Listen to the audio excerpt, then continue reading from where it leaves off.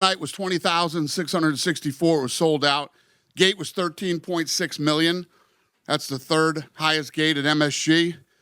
UFC holds 1 through 5, 7, 9, and 10 all time at MSG. 2 more years will be the top 10, all 10 of the top 10. The performance of the nights were Nickal, BSD, Pradas, and Morales. They all won 50 grand. Well, Dana, in the end, a much more dominant fight for Islam than maybe we thought. I thought maybe it was going to be a bit more 50-50. I agreed with you.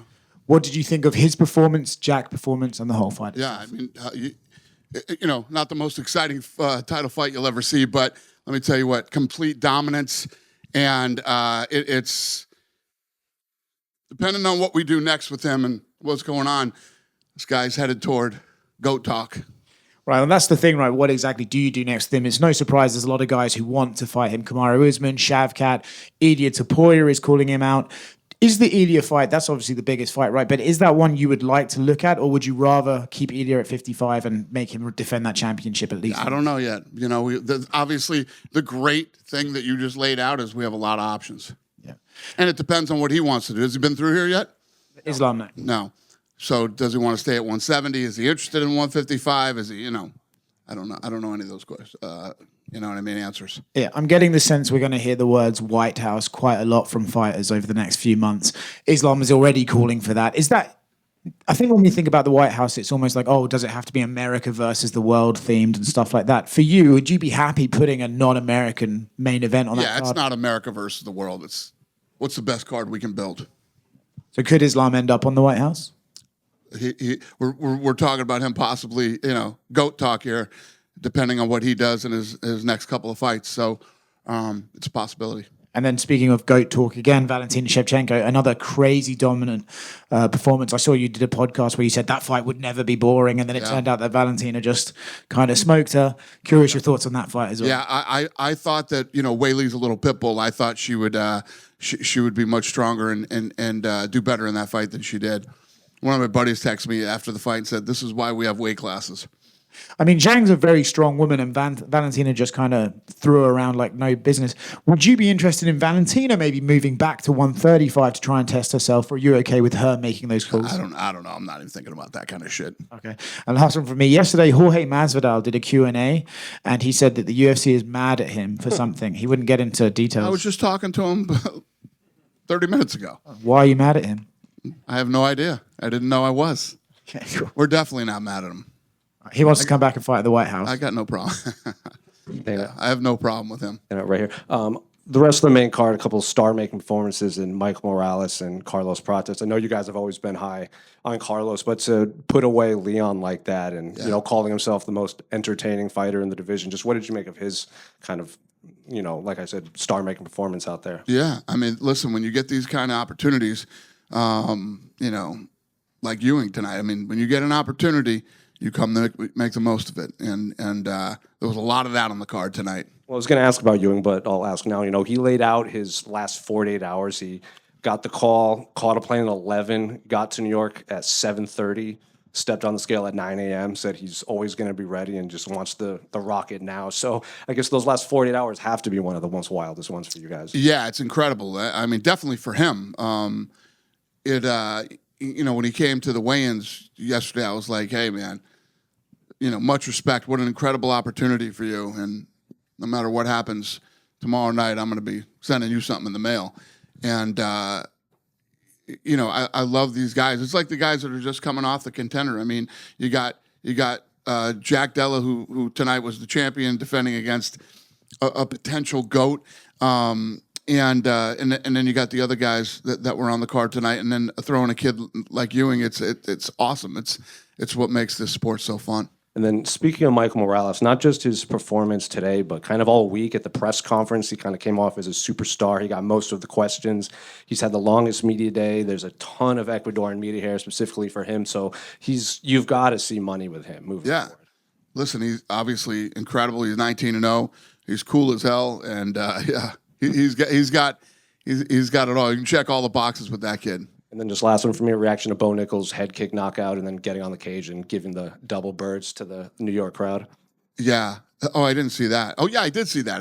What was that about? I was in the back. Oh, were they booing him or something? He said he was, quote, standing up for myself. If you're going to give me grief, I'm going to give it back to you. No, I don't give a shit. I mean, that's yeah. I hear you. I just didn't know why he was flipping him off. I don't know if they were booing him or what was going on. He's had a rough week. Well, that's a hell of a way to end it. Dana, you were obviously here for Anderson Silva's incredible run in the UFC. Islam Makhachev ties his record for 16 consecutive wins. Like, such crazy things can happen in the sport, eye pokes, disqualification, stuff like that. How remarkable is what he's done matching that record 12 years after Anderson's streak ended? Yeah, so I was like, Habib came up to me freaking out and screaming and says, "Can I put the belts on him, please?" I said, "Yeah." He goes over there and wraps him over the head with both the belts. I think he took more damage in getting his belts than he did during the fight. And I was saying to Habib, I've been in the fight business since I was 20 years old, and all I ever hear is, this guy's going to be a world champion, this guy's going to do this guy's going to do that. Everybody says the same thing, and almost nobody ever does or makes it. His father said, Habib will go in and dominate, and he'll have a run, and when he's done, and then Islam will come in behind him and do the same. And, holy shit, it played out exactly the way his father said, which is pretty amazing. I don't know what you asked me, but I hope I answered your question. No, it's just his winning streak matching Anderson Silva's record. But yeah. Yeah, I mean, everything that this kid's accomplished, and to move up and weight and say what you want about Jack and the odds, the odds makers had him a big. I didn't. I thought that fight was going to be much, much tougher for Islam. And Jack's a tough kid and gritty. And he beat Bilal, and Bilal's a nightmare for a lot of people. I thought it was going to be a lot closer than it was. So hats off to Islam for dominating. Yeah. How much of a say will he get in who he wants to fight out of all these guys? Pre-fight, he was saying, like, Kamaru Usman's the greatest welterweight, the biggest name. I think he wants that as, like, a legacy kind of fight. Maybe, like, John won with Stipe or something. It's a great problem to have. You know what I mean? It's like there's so many, like when he started, he was walking through Shavkat and Usman and, Ilya, and the list goes on and on. It's a great problem to have, especially when you start talking about this kid is a couple fights away from possible GOAT talk. And I know this is the fight game. Crazy stuff happens all the time, especially behind the scenes. But I was right there on press row when that crazy brawl broke out with Dylan Dennis and the member of Habib's team and stuff. Can you just tell us how disappointed you were to see that, and any insight into the fallout? I blame myself for that, actually. They came back and told me right before I walked out for the main card that Dylan Dennis was here, and he was moving around sitting in fighter seats and not sitting in his own seat that he had. He had a ticket. And they said, "Do you want us to throw him out of here?" And I said, "He has a ticket?" And I said, "Yeah."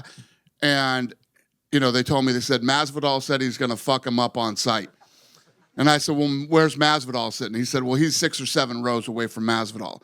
I said, "Well, if the guy has a ticket, let him sit in his seat and let him do what he's doing, and keep an eye on him." It never even crossed my mind, as stupid as this could be, that the entire Muslim Brotherhood was here tonight in the first 5 rows for Islam.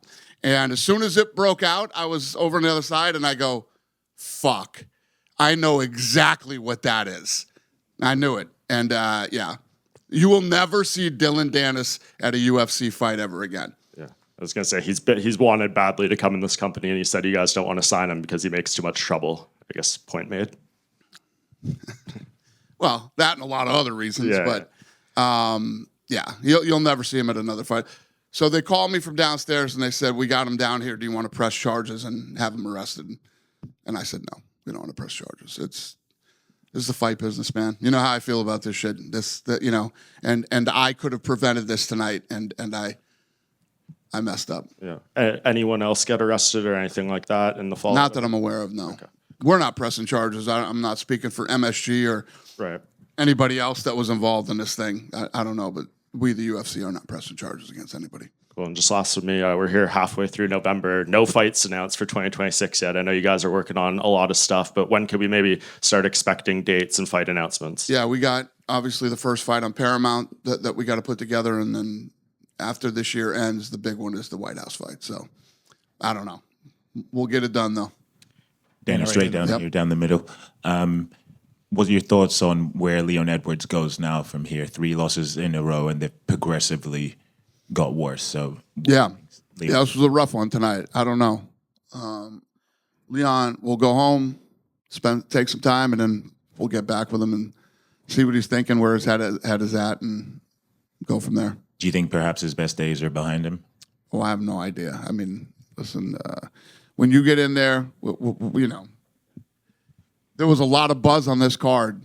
You know why? Because every one of these fights was badass tonight. That's why. And you know, anything can happen when you get in there and start mixing it up with the best in the world. So. Fair enough. And final one from me. A few weeks removed from the UFC 321, which had the unfortunate eye poke of Tom Aspinall. I'm curious, have you spoken to Tom in recent weeks, and is there any update on him? There's no update. You know, what he needs to do is stay home, get well, stay off the internet, and start training and get ready to come back. All right. Thank you. Thanks. Dana, over here. Yep. You mentioned Islam as a potential GOAT, so I was wondering, how do you think the pound for pound ranking is going to look like next Monday? What do I think the pound for pound is going to look like? Yeah.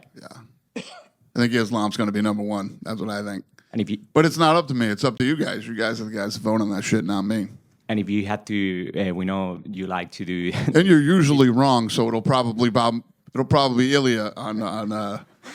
And if you had to do a GOAT ranking as of right now, currently, would John Jones still be the first one? Yes, John Jones is still the GOAT, whether you like it or not. Go ahead, sir. You had I want to talk about the main event. You said it wasn't the most exciting fight. You're not scared to criticize the ref. Do you think Herb Dean should have stood him up? There wasn't that much action going on. No. I think that you know, in both fights, the co-main and main, you know, they got the takedown, they got the dominant position. They were trying to work. They were trying to move. You know, it's definitely not what everybody wants to see, but it is what everybody in this room and everybody who watches this press conference knew what the game plan would be. If Jack couldn't stop the takedown, then he at least better be able to get back to his feet. And if he couldn't, you knew how this was going to play out. Every single week, it seems like you're asked about a different location. You say you want to go here, you want to go there. In 2026, 2027, will we start seeing you more on the road and less Apex shows? I've been home like fucking 10 days this year. Are we not traveling enough for you, sir? Yeah. No, we're going to keep doing exactly what... I seriously, what have I been home? I've been home like 8 or 9 days in the last 40 days. You want me to never go home, sir? Is that what you're asking me? Less Apex shows. We're definitely doing less Apex shows. Yeah. All right. And my last question, you do, besides doing shows, you go to like special locations. I think you went to the Sphere, you went to the White House. Do you have anything else, like a specific location you want to go to? Not necessarily a city, but like a spot.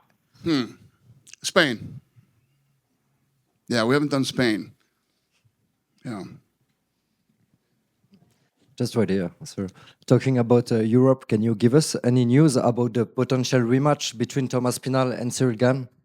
About the rematch with... Aspinall. What about it? Any potential some news news? about the... I just answered that. Oh, didn't do it. Sorry. Welcome to the press conference, sir. No, sorry. Second one, Benoit Saint-Denis asked for a BMF title. Does he have the right profile for you to get this belt? I don't know. I'm, you know, he did, yes, and you know, I don't even think about that stuff tonight. You know, we'll fly home tonight, have all day tomorrow, get back in the office Monday, and then Tuesday we start. You know what I mean? I don't even think about that stuff tonight. Thanks. But I understand. Listen, he wants to fight for the BMF. Prodis tonight was all over me. He wanted to get back into the octagon and, you know, square off with Islam, and you know, everybody's all fired up tonight. We got to take some time to figure out what we're going to do next. And just little one, we have three number one contender in France: Manon Cyril Gane, and Nassourdine Imavov. Can we have big events in France, like more than a fight night in the future? Yeah, I mean, what's crazy is I always talk about going to the UK and seeing events, the crowds, and all that stuff. Listen, France is pound for pound, and the mix for as far as crowds go. So I'm also one of the owners of SLS Skate League.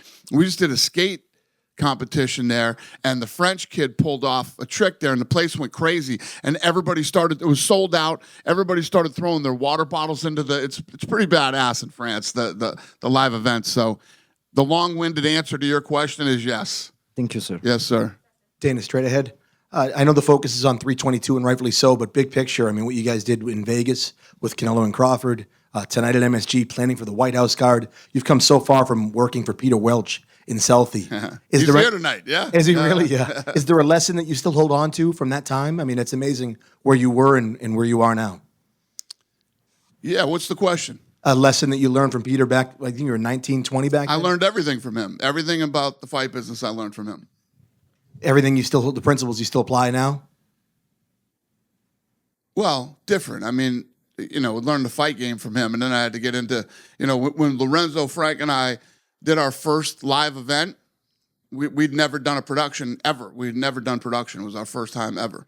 So there's obviously been a lot of on the job, training for me. And but yeah, I mean, I wouldn't be here today if it wasn't for Peter. And it's amazing how, just to follow up on that, the expectations, they grow bigger every year. You just mentioned Spain. I mean, that's a long way away from your first ever production. I mean, it's amazing. Again, the growth year by year. Yeah, well, the two biggest things that first, the Sphere.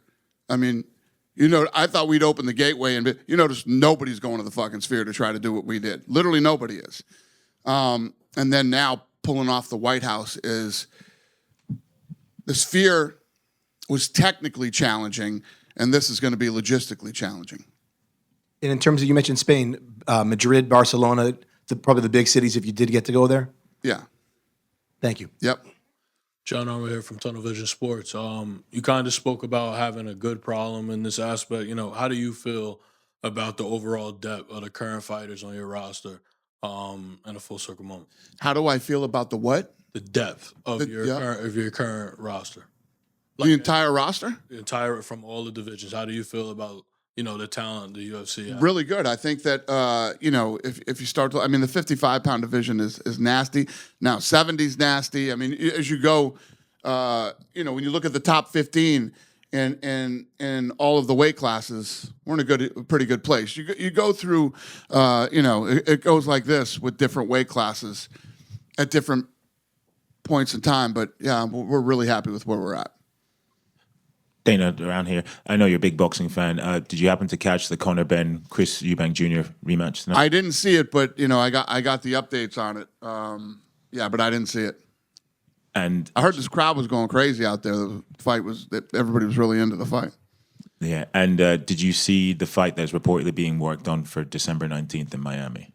Did I see the fight being worked on December 19th in Miami? Yeah. No. Do you know which fight I'm talking about? No. Fair enough. Oh, Jesus. That's a fucking bad idea. That's a bad idea. But let me tell you what. A lot of people will watch that one. Will you watch it? Sure. You know what everybody's tuning in for on that one. I think everybody's going to get what they've finally been waiting for.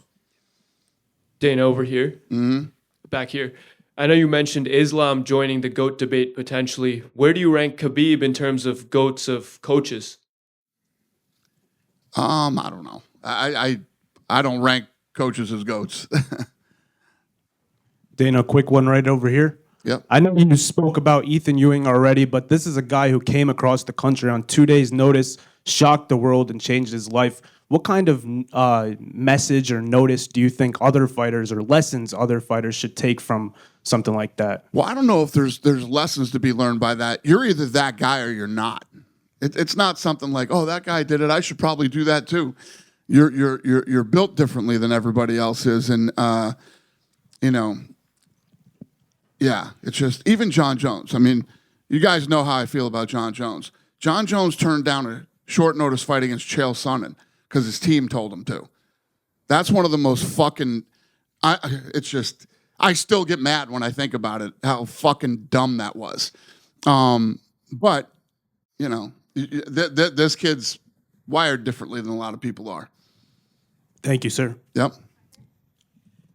Dana, can you reflect on your relationship with ESPN and also look forward to the relationship with CBS Paramount Plus? Yeah, all the Paramount CBS people are here tonight, and these guys are so fired up about this relationship. It just fires us up even more. So we're excited about it.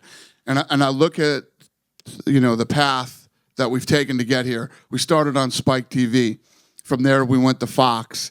Then we went to ESPN, and now we have this Paramount deal. It's almost like it's been the perfect trajectory. And, I say it all the time publicly. I had a little bit of a rocky start with ESPN in a couple of different departments, but we ended up having an incredible relationship with them.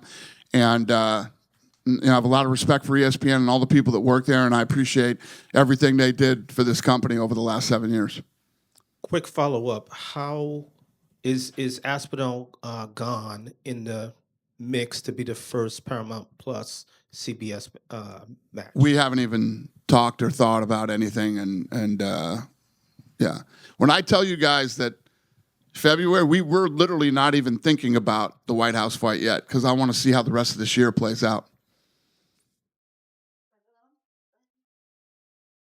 Hey Dana, what are your thoughts about Michael Morales' wins and what you should think is next for him? Thoughts on Michael Morales? What do you think should be next for him? Michael Morales. I don't know, sir. We won't think about that till Tuesday. Thank you. Thank you. Just one for me, going back to John Jones. I think he said yesterday he has nothing to apologize to you for. Did he ever apologize about the Chael Sonnen thing? Does he need to apologize? I don't know if he did.